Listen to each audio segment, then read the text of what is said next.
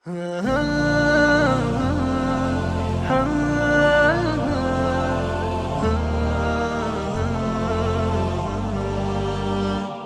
بالله من الشيطان الرجيم. بسم الله الرحمن الرحيم. الحمد لله الذي نور قلوب العارفين بنور معرفته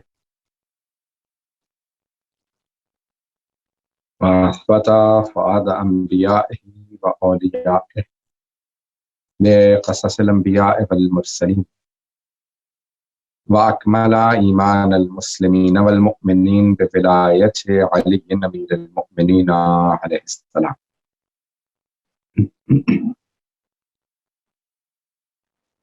والصلاة والسلام والتحية والإكرام على أفضل الموجودات العبد المؤيد والرسول المسدد المصطفى الأمجد المحمود الأحمد أعني أبا القاسم محمد صلى الله عليه وسلم.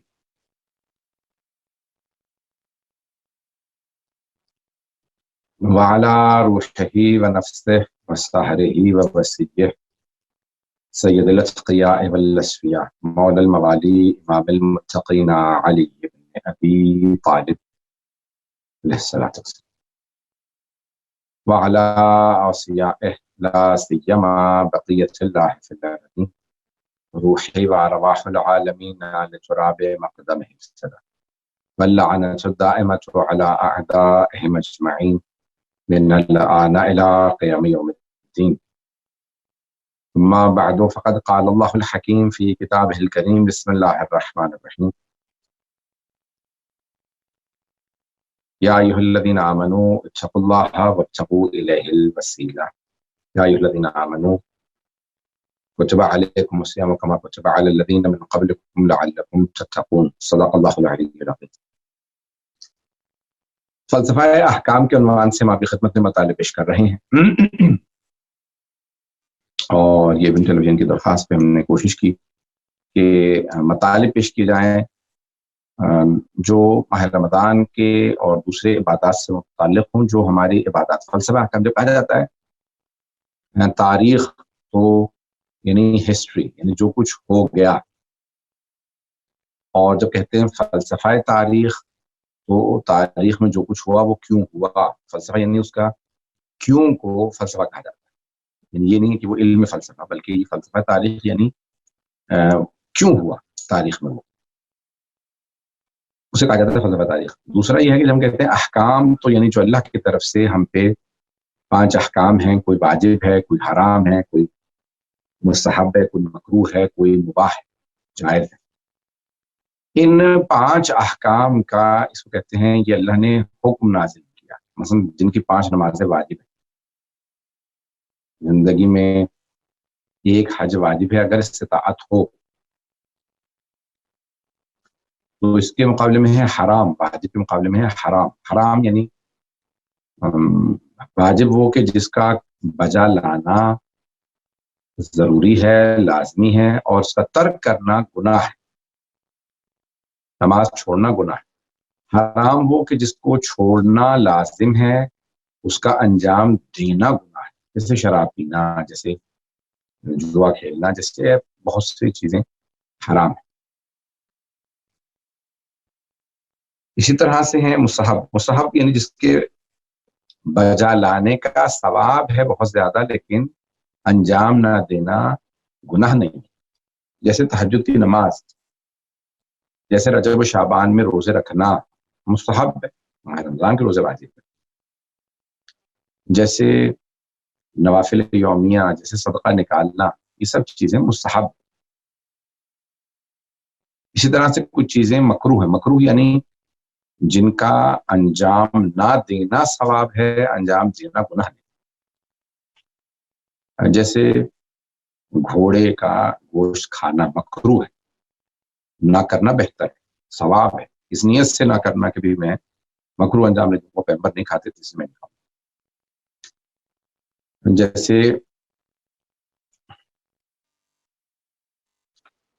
فجر کے بعد اور طلوع آفتاب سے پہلے سونا، جیسے مکروہ، حرام نہیں. گناہ نہیں، سو جائیں تو کچھ نہیں، لیکن اگر نہ سوئیں اس نیت سے کہ پیغمبر اسلام صلی اللہ علیہ وسلم یا رحمہ اہل بیت نہیں سوتے تو ثواب ہے. جیسے اور بہت سی چیزیں جو مکروہ ہیں. تو اور مباح یعنی جس کا کرنا نہ کرنا دونوں برابر ہے، جیسے کھانا پینا ہے، گفتگو ہے، بہت چیزیں. لیکن غیبت حرام ہے، جھوٹ بولنا حرام ہے، تہمت حرام ہے. تو ابھی یہ فقہ جعفری میں صرف 5 احکام ہیں، دوسرے فقہ میں اور ان کے ہم واجب اور فرض میں بھی فرق ہے. مثلا ایک رسول خدا اللہ رسول کا بتایا ہوا اور ایک جو ہے مثلا صحابہ نے بتایا، اس لیے تو اس میں فرق ہے، فرض میں اور واجب میں. سنت میں بھی فرق ہے، مندوب ہے. بہرحال تو ہمارے یہاں فقہ جعفری میں صرف 5 احکام ہیں، اس لیے کہلاتے ہیں واجب. جتنے بھی آپ توضیح المسائل میں پڑھتے ہیں احکام ہیں، توضیح المسائل جو ہے کسی بہت بڑے ایک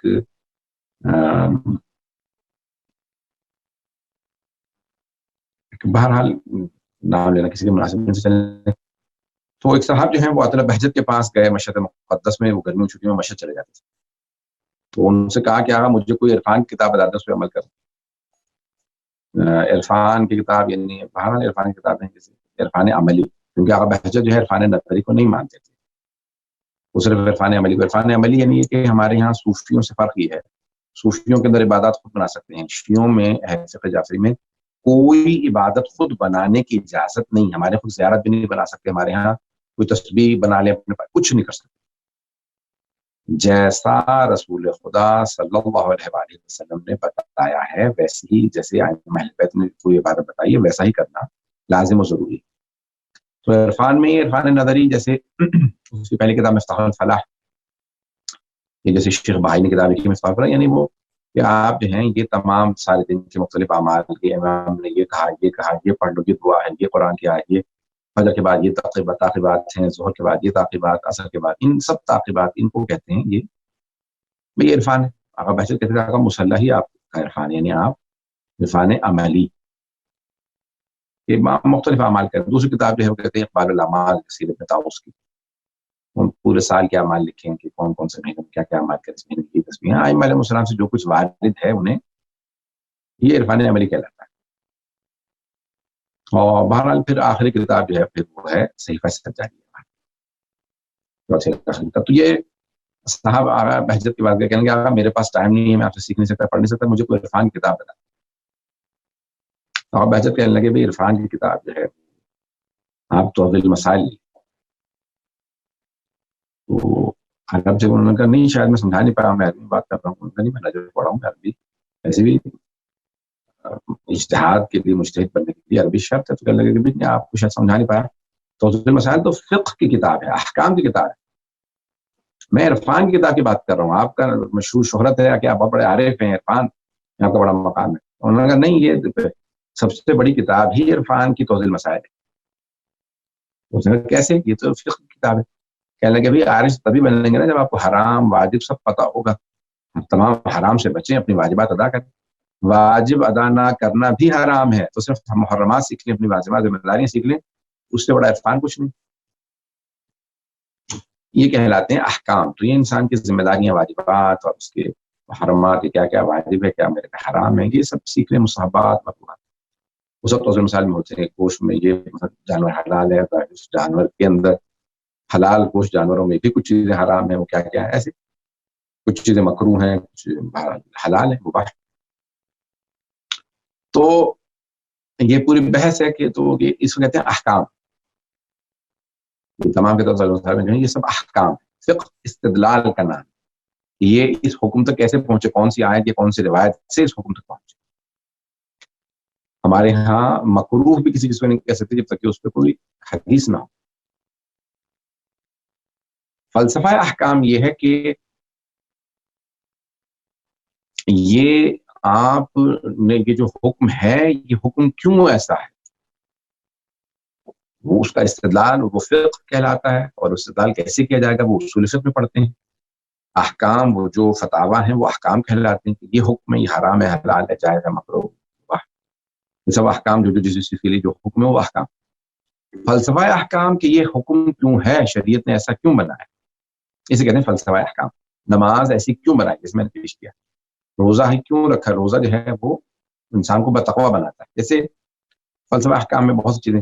جناب امیر سے سوال کیا کہ بھی یہ مولا کیوں کہا رسول خدا صلی اللہ علیہ وسلم شریعت محمدی میں یہ کیوں لازم ہے کہ اگر کسی برتن کو کتا چاٹ لے تو پہلے اس سے مٹی اور پانی دونوں سے ملا کے دھوئیں؟ صرف خالی پانی سے دھونا کافی نہیں. مٹی ڈالیں، مٹی پانی میں یا ریت میں اس کو مکس کر لیں، یعنی ظرف کے اندر پانی اور مٹی دونوں ڈال کے پھر اس کو جو ہے دھوئیں، پھر اس کے بعد 2 دفعہ پانی سے مزید دھوئیں. کیوں؟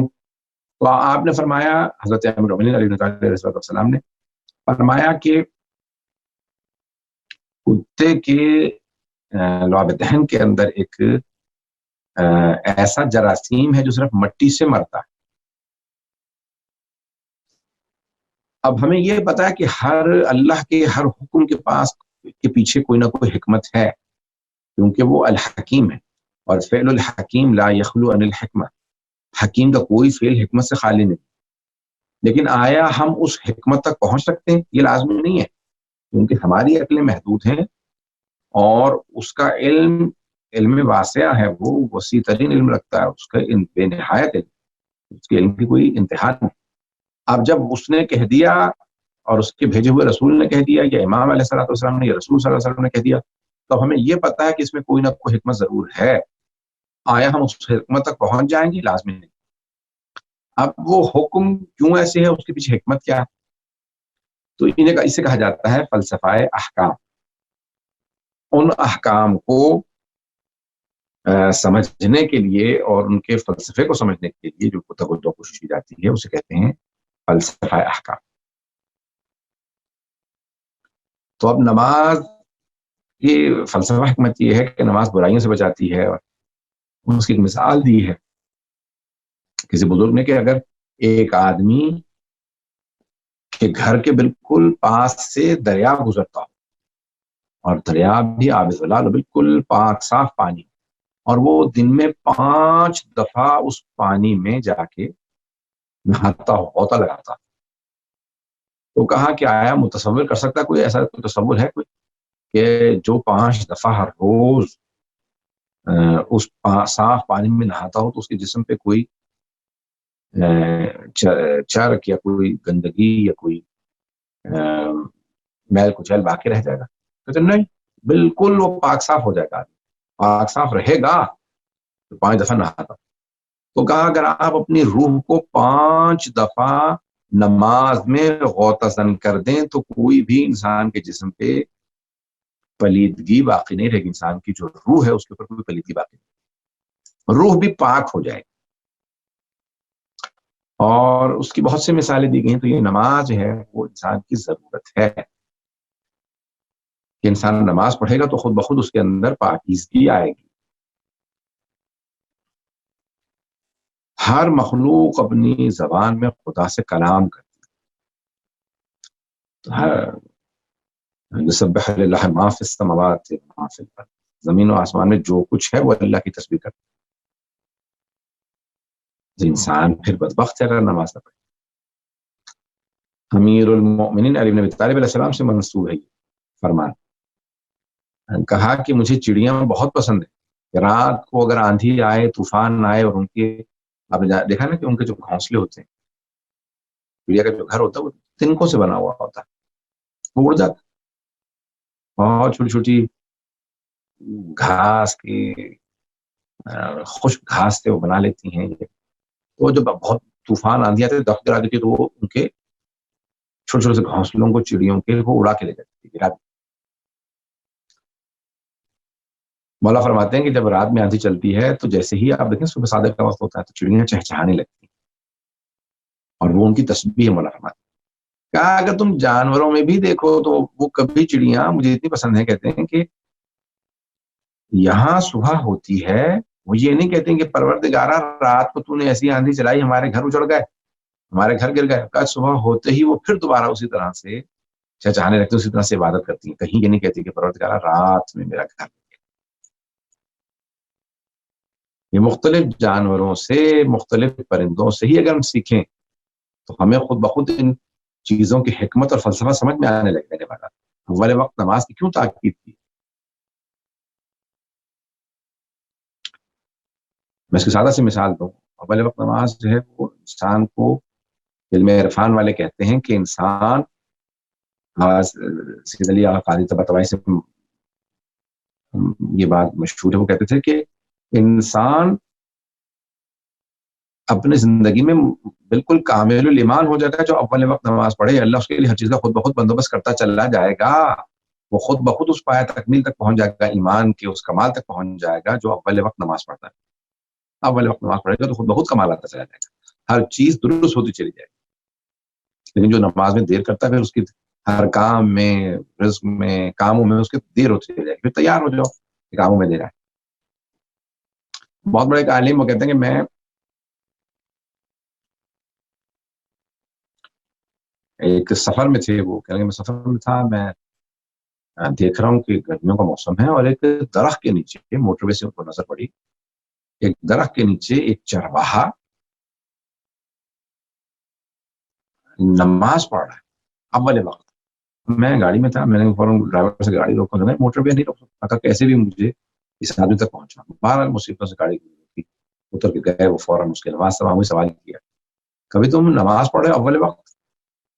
چرواہے سے کہا. وہ ان پڑھ آدمی تھا، سادہ سے دیہاتی آدمی تھا. تو کہنے لگے کہ ابھی نماز کا وقت ہوا ہے، اذان ہوئی ہے، تم فوراً نماز پڑھ رہے؟ کیوں؟ کہا یہ اول وقت نماز میں نے اپنی بکریوں سے سیکھی. یہ جو بھیڑ بکریاں میں چرانے لاتا ہوں، بھیڑیں چرا رہے، میں نے ان سے یہ اول وقت نماز سیکھی. کہا بھیڑ بکریوں سے کیسے تم نے نماز سیکھ لی اول وقت؟ جب شام کا وقت ہوتا ہے تو میں سب کو آواز دیتا ہوں، آواز لگاتا ہوں، یہ سب میری آواز پہچانتی ہیں. میری ایک آواز پہ ساری بھیڑیں بکریاں جمع ہو جاتی ہیں. بس میں گھر لے جاتا ہوں، سیٹی پہ جانا ہے، کچھ بھی ویسے بھی کرتا ہوگا. تو کہا کہ میری ایک آواز پہ ساری بھیڑیں بکریاں جمع ہو جاتی ہیں، ایک آواز پہ، کیونکہ یہ سمجھتی ہیں میں ان کا مالک ہوں. میں تو عارضی مالک ہوں، حقیقی مالک تو خدا ہے.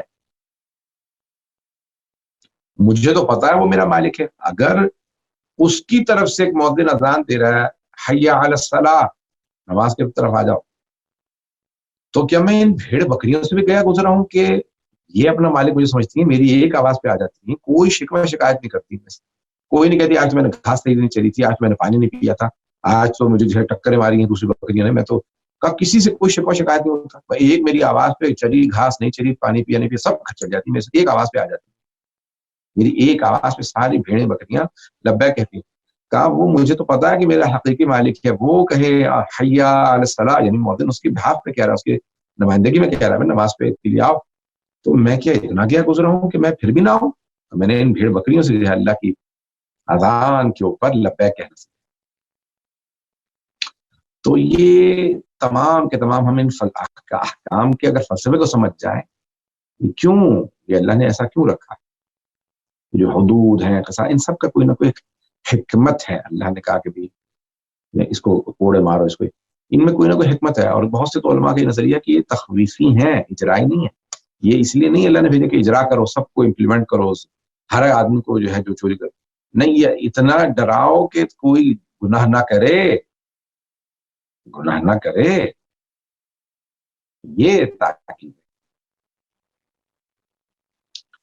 تو اللہ سبحانہ و تعالیٰ نے جو تمام کے تمام احکام بھیجے ہیں کہ کوئی نہ کوئی ان کا فلسفہ ہے.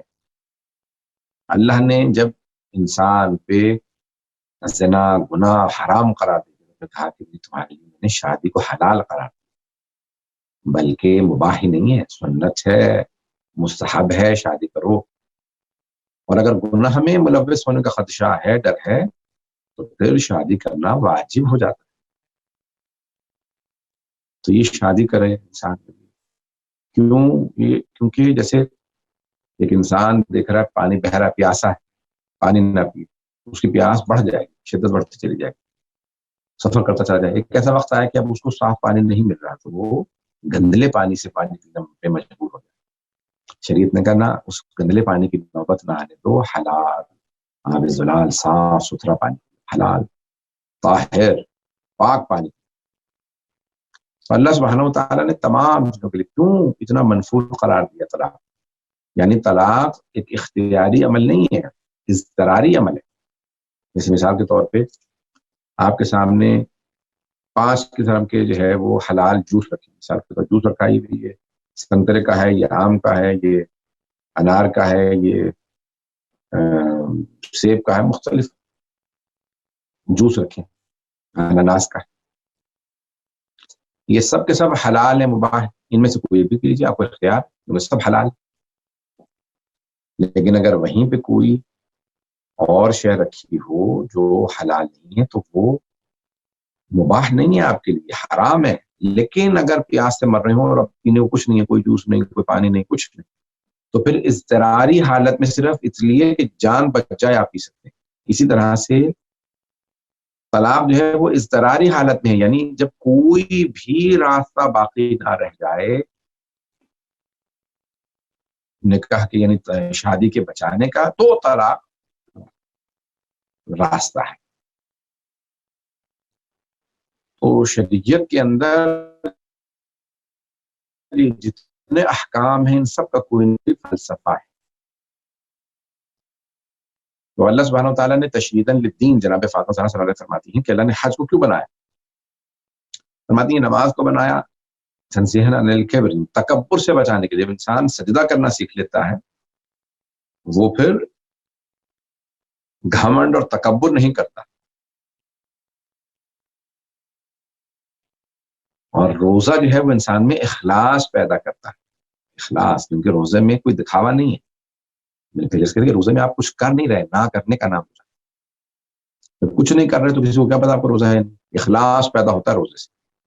حج بی فرماتی ہیں، اس سے پہلے زکوٰۃ کا فلسفہ بیان کہ زکوٰۃ للنمو، یعنی ترقی اور نمو کے لیے. نمو یعنی انکریز ان ویلتھ، یعنی آپ کی دولت میں اضافے کے لیے. یعنی اب یہ کافر نہیں سمجھ سکتا ارے میرے پاس 100 تھے، میں نے خمس میں یا زکوٰۃ میں پیسے دے دی، میں تو کم ہو گئے. اب یہ برکت جو ہے وہ صرف اس کا تصور مومن نہیں سمجھ سکتا ہے. اس میں بڑھوتی ہی تب ہوگی جب آپ اللہ کیا کہا ہوا حکم مانیں گے اور غریبوں کو حق دیں گے، اس میں برکت پیدا کرے گا. وہ 100 پورے نہ پڑتے، جب آپ نے 20 نکال دیے تو 80 پورے پڑ جائیں گے، اس میں برکت ہو. بہرحال یہ ہر ایک چیز کا نمو، اس کے اندر ترقی آئے، اس کے اندر وہ بڑھوتی ہو. زکوٰۃ ہے، جانوروں کو جب لوگ زکوٰۃ ادا کرنا بند کر دیں، امام جعفر صادق علیہ السلام کی حدیث ہے کہ جب 4 گناہ بڑھنے لگتے ہیں، اذا فشت الاربعہ ظہرت الاربعہ، جب 4 گناہ بڑھنے لگے تو 4 اللہ کی طرف سے نشانیاں بڑھنے لگیں. اذا فشت الزنا، اگر زنا بڑھنے لگے تو ظہر الزلازل، تو زلزلے بڑھنے لگتے. مانا تو یہ جیسے زکوٰۃ سے متعلق امام کو فرمانا ہے کہ جب لوگ زکوٰۃ دینا بند کرتے ہیں، جانوروں کی جیسے مویشیوں پہ زکوٰۃ ہے، گائے بھینسوں بکریوں پہ، اونٹوں پہ، اب جانور پالے تو اس پہ زکوٰۃ دیں. تو اب زکوٰۃ جو ہے جب نہ دو تو پھر جانور مویشی مرنے لگتے ہیں. مویشیوں کی موت واقع ہوتی ہے جب انسان غریبوں کو حق نہیں دیتا، زکوٰۃ نہیں نکالتا. تو اب حج کو واجب قرار دیا. تو بی بی فرماتی ہیں کہ تشریح لیکن دین کی قوت کو منوانے کے لیے اللہ نے حج کو واجب قرار دیا. دین کی طاقت، کیوں؟ کیونکہ پوری دنیا سے مسلمان جمع ہو رہے ہیں مکے کے گرد، مکے میں آ رہے ہیں، مکے کے اندر آ رہے ہیں، خانہ کعبہ کے گرد جمع ہو رہے ہیں. کیوں؟ ارے اللہ نے کہا کیا احرام پہن کے، ارے 2 پارچے پہن رکھے، کیوں؟ یہ سارے مسلمان کیوں جمع ہو رہے ہیں؟ سارے دشمنان دین کے اوپر ایک رو پڑی، تمہیں لاکھوں کی تعداد میں جمع ہو جاتے ہیں ہر سال اللہ کے کہنے پہ، اپنے خدا کی خاطر، اس کی محبت میں گرمی بادن غیر زرع. اللہ جناب ابراہیم علیہ السلام کہتے نظر آ رہے ہیں قرآن میں، ایک ایسی وادی میں حج کے لیے جا رہے ہیں کہ جہاں پہ نہ پودے، نہ پانی، نہ زرع، کچھ بھی نہیں. وہاں میں اپنے بیوی بچے کو چھوڑ، تیرا حکم ہے پروردگار چھوڑ کے جا رہا ہوں، نہیں تو میرا دل نہیں. تو وہاں پہ اللہ نے حج کے لیے بنایا. حج کے لیے یہ نہیں کہا سوئٹزرلینڈ آ جاؤ، جرمنی آ جاؤ، خوبصورت یعنی پہاڑ، دریا، سبزہ، ہریالی ہو، نہیں. اللہ نے کہا خشک وادی میں گرمی میں میری حج کے لیے وہیں پہ اجر و ثواب دوں گا تاکہ میری محبت کا اظہار کر سکوں. اسی لیے تو یہ فرماتے ہیں کہ دین کی قوت و عظمت کو منوانے کے لیے اللہ نے حج بنایا. اب کوئی بھی خبردار مولا حسین علیہ السلام کی اربعین کے جلوس کی، عاشورے کے جلوس کی مخالفت نہ کرے. کیوں؟ کیونکہ دین کی طاقت کے لیے حج بنایا، حسینیت کی طاقت منوانے کے لیے یہ اربعین، اس میں کروڑوں افراد آ جاتے. کیوں؟ کیونکہ حج ہے یاد جناب ابراہیم اور جناب اسماعیل اور جناب حاجرہ.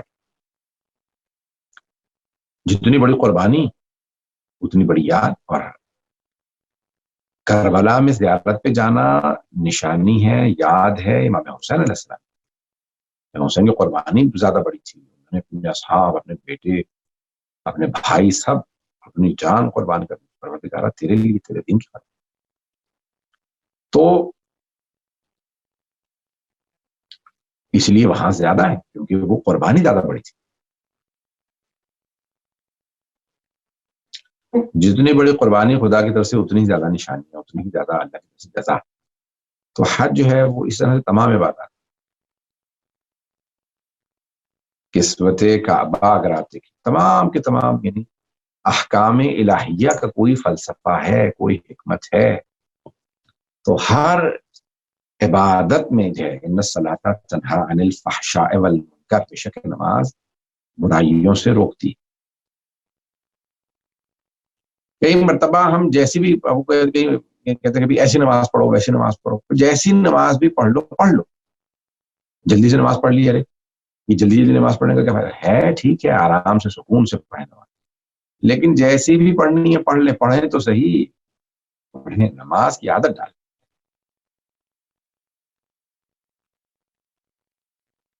مرحوم آقا کاشی ایک بہت بڑے عالم تھے. ان کا مدرسہ تھا، مسجد تھی اپنی مسجد میں. وہ کہیں تجدید وضو کر رہے تھے. آپ نے بہت سے شاید دیکھا ہو کسی نے، بزرگ علماء مہاراجوں کے جو ہے وہ اگر آپ ویڈیوز دیکھیں تو ان کا وضو تھوڑے آپ کو مل جاتے ہیں، آن لائن تلاش کریں تو وضو جو ہے ان کے تھوڑے طولانی ہے، لمبا وضو علماء مہاراجوں کا. تو آقا کاشی وضو کر رہے تھے، میرے خیال میں درس پڑھانے کے لیے کچھ. نماز ہو چکی تھی، وہ اس کے بعد تجدید وضو کہیں کر رہے ہوں گے. تو اتنے میں انہوں نے دیکھا کہ بھائی ایک نوجوان آیا. وہ ان کی مسجد جو تھی وہ وہیں قریب میں بازار تھا، بازار سے نوجوان آیا، جلدی سے وہ اندر گیا، بہت تیزی سے اس نے وضو کی جلدی. مرحوم کاشی وضو کر رہے تھے، آرام آرام سے، پانی ضائع نہیں کرتے تھے، لیکن وہ لمبا بار بار اپنے ہاتھ پھیرنا وضو کر رہے تھے. وضو کر کے فارغ ہوا، جانے لگے، دیکھا وہ نوجوان نماز پڑھ کے آ گئی. اب بہت سے بزرگ علماء کو پتا ہے کہ وہ فوراً نوجوانوں کو تنبیہ بھی کرتے ہیں، ان کو سبق بھی دیتے ہیں، امر بالمعروف نہی عن المنکر واجب ہے. تو کہنے لگے بھائی یہ کیا کر رہے تھے تم؟ وہ سمجھ گیا کہ بھی کاشی نے مجھے روک لیا، ایسا نہ ہو کہ میں کچھ کہوں تو یہ کہیں مجھے ٹوکیں. تو کہنے کچھ نہیں، کچھ نہیں. یہ مسجد میں کیوں گئے تھے؟ ویسے نہیں. کہنے لگے کیا مطلب ویسے ہی نہیں، مسجد میں کیا کر رہے تھے؟ کہنا کچھ نہیں. کہہ رہے بھائی تم ابھی مسجد میں آئے ہو، تم نے جیسے یہاں وضو کیا کہ اندر، یہ تم نے کیا کیا؟ کہنا کچھ نہیں. الٹی بات یعنی کہ کچھ نہیں کا کیا مطلب؟ یعنی کہ کچھ نہیں کیا، یہ نماز نہیں پڑھی؟ کہنے لگا نہیں نماز نہیں. کہیں گے نماز نہیں چاہیے؟ کہیں گے نہیں. پھر کہنے کیا تھا، کیا کرنے آئے تھے تم؟ کہنے لگے آقا میں تو صرف اللہ کو یہ بتانے آیا تھا میں باغی نہیں ہوا. آقا کاشی بالکل چپ ہو گئے، دیکھتے رہے. وہ نوجوان چلا گیا. وہ چلا گیا، لیکن آقا کاشی میں یہی سوچ سوچ کے رونے. کسی میں نادان سمجھ رہا تھا، نابلد سمجھ رہا تھا، یہ نماز صحیح نہیں پڑھ رہا، یہ اتنا بڑا سبق دے دیا. روتے رہے یہاں تک کہ درس کا وقت ہو گیا. ان کے تمام شاگرد جمع ہو گئے. دیکھیں آقا کاشی بزرگ سے بیٹھے رو رہے ہیں، بہت رو رہے ہیں. کہا کیا بات ہے؟ تو ٹھیک ہے، ہاں گھر میں سب خیریت سے؟ سب ٹھیک. کیا بات ہے؟ کہنے لگے ایک نوجوان ابھی آیا، اس نے نماز پڑھ رہا تھا، میں نے اس سے پوچھا کہ کیا کر رہے ہو؟ تو کہنے نماز نہیں، جلدی جلدی پڑھ رہا تھا، پھر توجہ ہی کی نماز. تو پھر کیا کر رہے تھے؟ کہا یہ میں بس خدا کو یہ بتانے آیا تھا کہ میں تیری نماز ایسی بھی پڑھ رہا ہوں، یہ نماز مجھے خود بھی پتا ہے میں اچھی نہیں پڑھ رہا، بس یہ بتانے آیا ہوں میں باغی نہیں ہوا، ابھی بھی میں تیرا ہی بندہ ہوں، میں باغی نہیں ہوں۔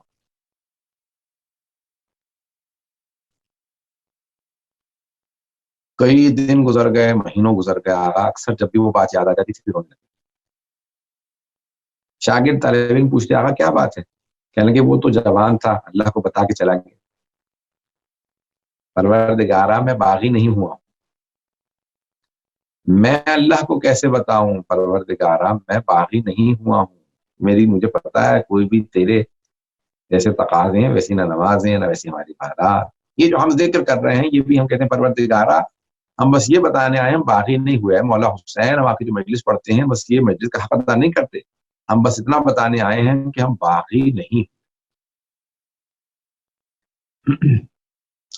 تو ان تمام چیزوں کے اندر انسان کو خیال رکھنا اس بات کا ہے کہ انسان دہراتا رہے کہ وہ ابھی تک یہ تمام فلسفہ احکامی ہے کہ ان عبادات ان تمام چیزوں کے اندر کہ بندگی اللہ کی بندگی مقصود، نماز کا فلسفہ، روزے کا، حج، زکوٰۃ، خمس، ان تمام چیزوں کے فلسفے کو سمجھنے کو حکمت کیا ہے، اس کے پیچھے کیا راز ہے، میراث کے احکام، یہ احکام ہے، چلیے احکام سے اس کو فلسفہ ہے احکام کا ایسا ہی کیوں رکھا اللہ ہے، یہ سمجھنے سے انسان کی معرفت بڑھتی ہے، تو ان تمام کے تمام احکام میں کوئی نہ کوئی حکمت تو فلسفہ ہے۔ یہ پاکیزہ رہنا، ہمیشہ وضو میں رہنا، یہ ہمیشہ وضو میں رہنا، جب وضو سے ہے تو انسان کے لیے سب سے پہلا کام ہوتا ہے نماز کا وقت ہوتی، ابھی وضو کروں گا پھر نماز پڑھوں گا، وضو ہے تو انسان کہتا ہے وضو تو ہے ہی، نماز کا وقت ہو گیا تو پڑھ لوں، اول وقت نماز آسان ہو جاتی ہے، یہ مسلسل وضو میں رہنا نماز اول وقت کو آسان بنا دیتا ہے۔ ان تمام چیزوں کے اندر بڑا ضروری ہے کہ انسان سمجھے ان کی فلسفی کیا ہے، ان کا فلسفہ کیا ہے، انسان کے یہ ادب و آداب زندگی کے اندر یہ سب کے سامنے مؤدب رہنا، کسی کے سامنے کیسے کس کے سامنے پیش آنا، استاد کے سامنے کیسے پیش آنا، بڑے بڑے علماء کہتے ہیں کہ بالکل ایسا رشتہ ہونا چاہیے جیسے ایک آقا اور غلام کا رشتہ، اتنا انسان احترام دے استاد، تو یہ تمام کے تمام ان تمام چیزوں کا کوئی نہ کوئی فلسفہ ہے، انسان اس فلسفے کو سمجھے، اس حکمت کو سمجھے کہ جس کے تحت اللہ سبحانہ و تعالیٰ نے ان چیزوں کو ہم پہ لازم قرار دیا ہے۔ آئیں دیکھتے ہیں کہ ان تمام چیزوں کے اندر معراج پہ نظر آئیں گے، اطاعت میں، معرفت میں، عمل میں، وہ حضرت عباس ابن علی علیہ السلام زندگی میں کبھی ایک مرتبہ بھی امام حسن و حسین علیہ السلام کے ساتھ کاندھے سے کاندھا ملا کے نہیں چلے، جانتے ہیں بھائی ہوں، یہ بھائی ہیں میرے، لیکن یہ رسول زادے ہیں، یہ زہرا زادے ہیں، اور حجت خدا اللہ سبحانہ تعالیٰ کی حجت ہے، یہ امام ہے۔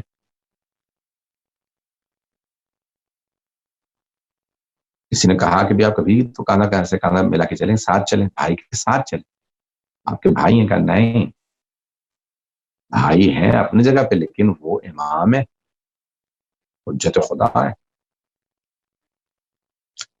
امیر المومنین علی بن ابی طالب علیہ السلام کے پاس ایک مہمان آئے، آدمی مومن مہمان آیا اپنے بیٹے کے ساتھ، مولا نے یعنی گھر آیا کسی کام سے تو مولا نے کبھی کھانے کا وقت ہو گیا، کھانا کھا، اتنے میں مولا نے حضرت محمد حنفیہ سے کہا پانی لے کے آؤ، ان کے لیے دسترخوان لگاؤ اور یہ ہاتھ دھلوا دو، وہیں پہ ہاتھ دھلوانا، پرانے زمانے میں وہ سنک وغیرہ ایسے نہیں ہوتے تھے، یہیں پہ ہاتھ دھلوا دو، پانی لے کے آیا تو کہا بیٹا مجھے پانی مولا لے کے کھڑے ہوئے، کہا میں خود آپ کے ہاتھ دھلواؤں گا، جو مہمان تھے ان کے مولا پانی ڈالے لے، انہوں نے کہا مولا میری اتنی جرت، اتنی میری مجال کہ علی علیہ السلام میرے ہاتھوں کو دھلائے، مولا نے کہا مجھے اپنا امام مانتے ہو، اپنا مولا مانتے ہو؟ کہا ہاں، مولا نے کہا میں تمہیں حکم دے رہا ہوں، ہاتھ بڑھاؤ، اب مولا کا حکم تو ٹال نہیں سکتے تھے، ہاتھ بڑھائے مولا نے، پانی ڈالا، انہوں نے ہاتھ دھوئے. پھر اس کے بعد مولا نے اپنے بیٹے حضرت محمد حنفیہ سے کہا، محمد بیٹا ان کے بیٹے کے ہاتھ دھلواؤ. تو پھر حضرت محمد حنفیہ نے ان کے بیٹے کے ہاتھ دھلوائے، پانی ڈالا. تو اب بہرحال اب مولا نے کہا جانتے ہو یہ میں نے تمہارے ہاتھ دھلوائے، بیٹے کے تمہارے ہاتھ کیوں نہیں دھلوائے، اپنے بیٹے سے دھلوائے. کہ نہیں مولا. کہا تاکہ تمہارے بیٹے کو خیال رہے کہ باپ وہ ہے کہ جن کے ہاتھوں کو مولا نے دھلوایا ہے، اسے احساس ہو اپنے باپ کی عظمت کا. اور بیٹے کے ہاتھوں کو دھلوایا اپنے بیٹے سے تاکہ مہمان خاطر مدارت بھی ہو جائے، مہمان کی خاطر تواضع بھی ہو جائے، اور ایک باپ اور بیٹے کا فرق بھی قائم رہے اور بیٹے کو اپنے باپ کی عظمت کا احساس رہے. ہم اپنی زندگیوں کے اندر جس قدر ہو سکے کوشش کریں کہ ہمارے اندر عمل ہو اور ہم وہ معرفت حاصل کریں، فلسفہ احکام کو سمجھیں. یہ اللہ نے تمام کے تمام ایسے اخلاق حسنہ اپناؤ، یہ اپناؤ، یہ عبادت کرو، ان تمام کا کوئی نہ کوئی حکمت ہے. عمل کرنے لگیں گے تو خود بخود حکمت سمجھ میں آنے لگے. یہ نہیں سمجھ میں آئے تبھی سوچتے رہیں کہ کوئی نہ کوئی تو اللہ کا حکم، اس کے اندر کوئی حکمت ضرور ہے. کبھی ذہن میں شک و شبہ نہ آنے دیں، بس یہ کہ کرتے رہیں، لیکن اس میں کوئی حکمت ضرور ہوتی. کئی مرتبہ ہمیں سمجھ میں نہیں آتی حکمت. انہی احکام میں سے ایک حکم ہے کہ نبی اور امام، یعنی نبی معصوم ہے اور امام معصوم علیہ السلام کو کبھی میدان میں چھوڑ کے نہ جاؤ. کیوں؟ لیکن چھوڑ کے جانے کا مقصد یہ ہے کہ یہ مرتے ہیں تو مارے جائیں، معاذ اللہ، استغفر اللہ، لیکن میں اپنی جان بچا لوں. حضرت عباس علیہ السلام اتنی بڑی مثال ہیں کہ انہوں نے اپنی جان بھائی پہ قربان کر دی. کیوں؟ تاکہ ان کی جان بچا سکے. تاریخ گواہ ہے جناب عباس علیہ السلام کی عظمت بہت زیادہ.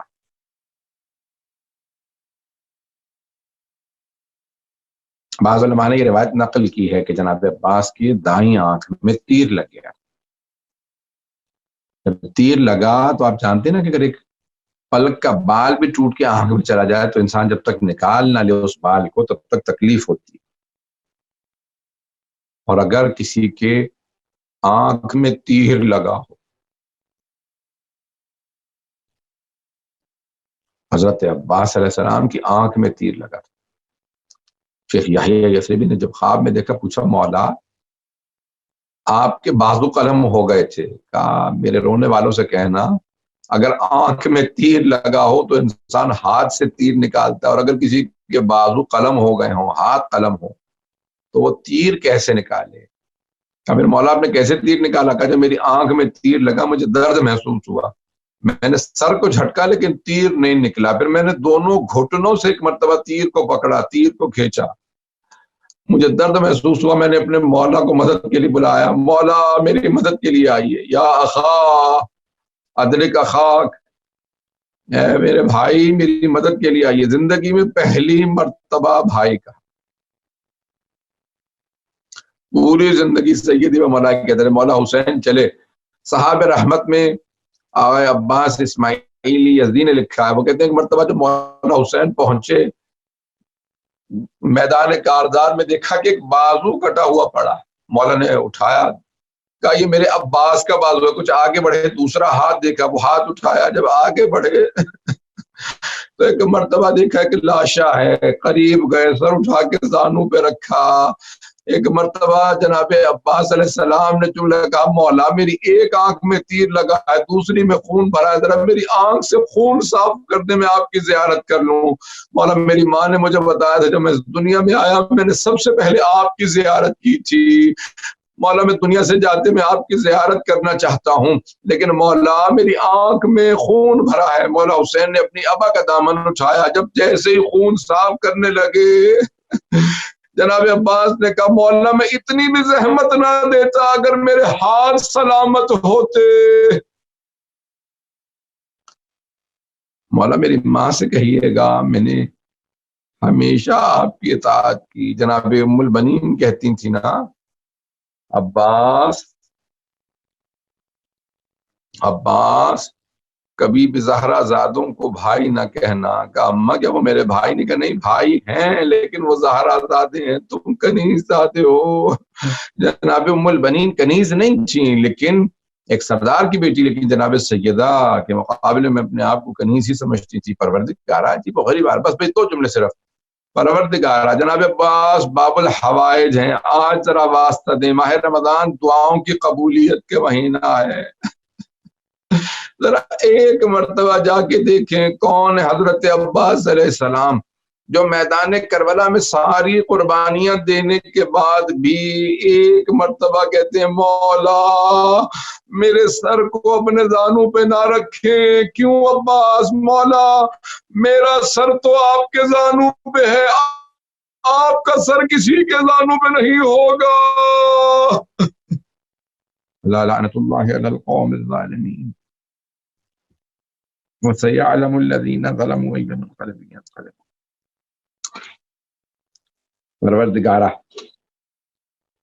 تجھے واسطہ اپنے ذل جلال کا، تجھے واسطہ جناب عباس علیہ السلام کا، باب الحوائج کا واسطہ ہم سب کو امام زمانہ علیہ السلام کا ظہور دیکھنا نصیب فرما، دشمنان اہل بیت کو نیست و نابود فرما، داعش و طالبان کو غارت فرما، مومنین کی حفاظت فرما، پروردگارہ کرونا وائرس کا خاتمہ فرما، تمام کے تمام انسانیت کی حفاظت فرما۔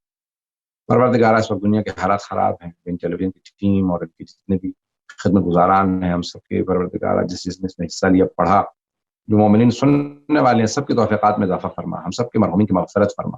پروردگارہ جو مومنین بھی اولاد ہیں ان کو اولاد عنایت فرما، مقروضوں کے قرضوں کو ادا فرما، پریشان حالوں کی پریشانیاں دور فرما، حج و زیارات کی تمنا رکھنے والوں کو حج و زیارات نصیب فرما، ہمیں بار بار زندگی میں محمد و آل محمد علیہ السلام کی زیارات نصیب فرما، آخرت میں ان کی شفاعت نصیب فرما، ہمارے مقامات مقدسہ کی حفاظت فرما۔ پروردگارہ جتنے افراد نے ہم سے التماس سے دعا کی سب کی دعا مستجاب فرما، پریشان حالوں کی پریشانیاں دور فرما، جتنے بھی افراد کے سکھ مالی حالات خراب ہیں ان سب کے توفیقات میں اضافہ فرما، رزق و روزگار میں برکت عنایت فرما۔ ربنا تقبل منا انك انت السميع العليم بحق محمد وآله الطيبين الطاهرين المعصومين۔